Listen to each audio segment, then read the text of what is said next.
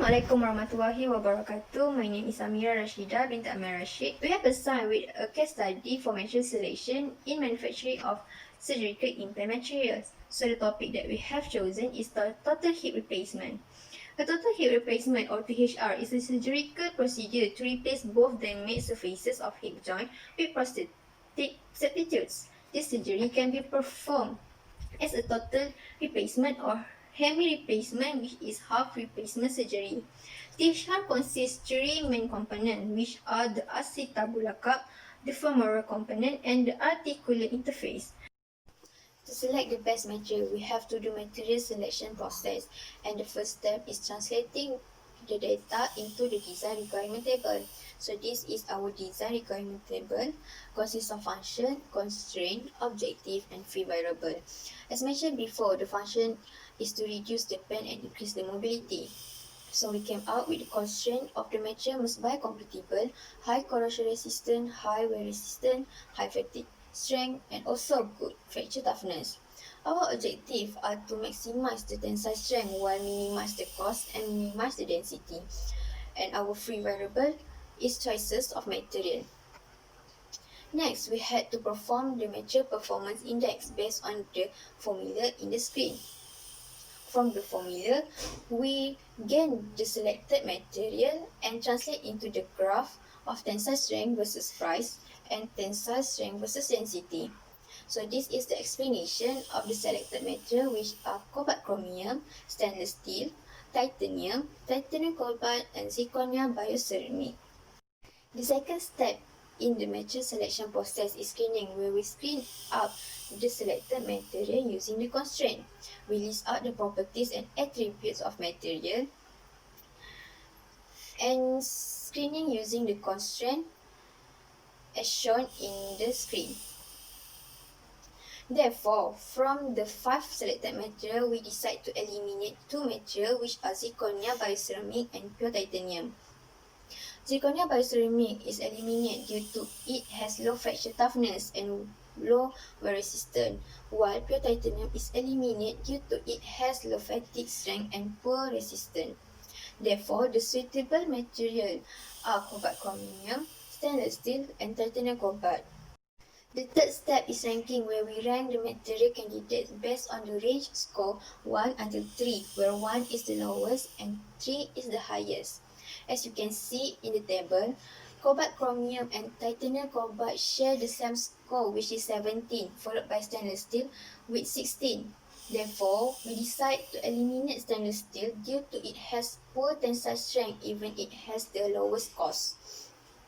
Between cobalt chromium and titanium cobalt, we decide to eliminate titanium cobalt due to it has a higher price even it has higher tensile strength.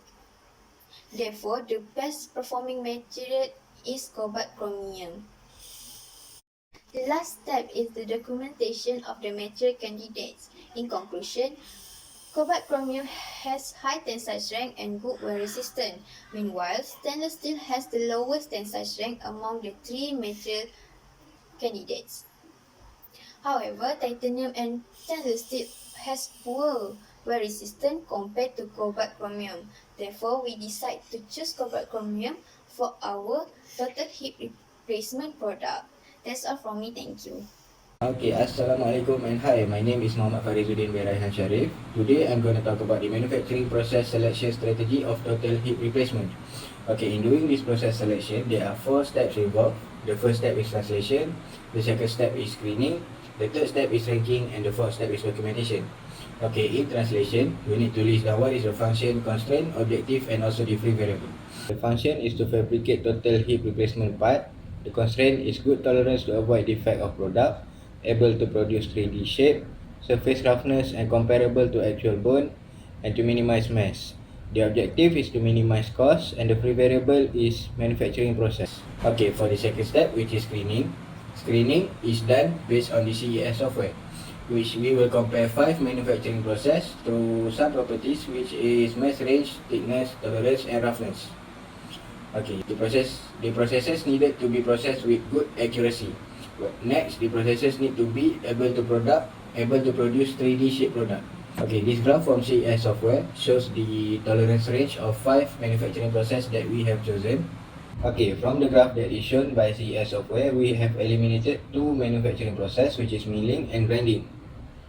Milling and grinding process is eliminated due to high tolerance range. It means that the manufacturing process is not as efficient as defogging, laser sintering, and EDM process. Okay, the ranking table is ranked from 0 to 10, which 0 stands for poor and 10 stands for good. Okay, this ranking is done based on the 3 final manufacturing process, which is fogging, laser sintering, and EDM. And from this ranking, EDM process produce the highest ranking among the other 2 manufacturing process. Okay, the last step is documentation. Based on the ranking that have been made in the table above, EDM process is chosen as it turned out with the highest ranking compared to the other 4 process. It means that it meets the requirement from our concerned result, and it will be a very useful process to be done. Through EDM, the mass range is resulted to be the lowest, and it will be very helpful for the patient that will undergo hip replacement. Besides that, the tolerance through EDM is the lowest, which means this process will be most accurate process to produce the product and has high possibility to avoid defect to occur during the production. Furthermore, even though the roughness of the product is not considered as the best compared to the other 4 processes, it is still acceptable to create the product in that range of roughness. So that's all from me. Thank you. Hi, my name is Aina Idimit Mazlan. I will be presenting to you about the manufacturing process. Okay, I will start with the data construction by the CAD or CAM software. This program generates high resolution of 3D design used for rapid prototyping process. After the visualization, the data can be interfaced into the CTM software, which can monitor and analyze the real estate of the transaction, and it interpolates to the medical slice in very thin layer. Okay, after the suitable loading by the ANSYS software, it developing the stimulation computer model of the hip stem into the actual bone for the human body. Okay, the machining of the hip joint was carried out by using the CNC micron milling. It consists of 2 operations, which is CNC operation for the finishing operation and CNC wear EDM machining for the operating implant. And then, lastly, it will undergo the EDM machining. Assalamualaikum, my name is Izham Muhammad Isa. So today I'm going to present about the flowchart for hip implant. First of all, we're going to start and then we're going to design using CAD software. After we design, we're going to raw material, which material that we want to use. And then we're going to melting machine that will melt the raw material. After we melt the raw material at the melting machine, we're going to investment casting. When we investment casting, and then we're going to perfect shape. We has a perfect shape or no. If you know has a perfect shape, we're going to recall for the step 1 that the design using a CAD, and then we're going flow back. And then if yes, we're going to the next level, that machining the process. Machining process that we machine the perfect shape, and then we're going to precise. If it's not precise, we're going to back of the perfect shape, or we're going back to design the CAD from the top. And then if you precise, if yes, we're going to polishing for the better perfect shape. And then after polishing, we're going to test that product if can do.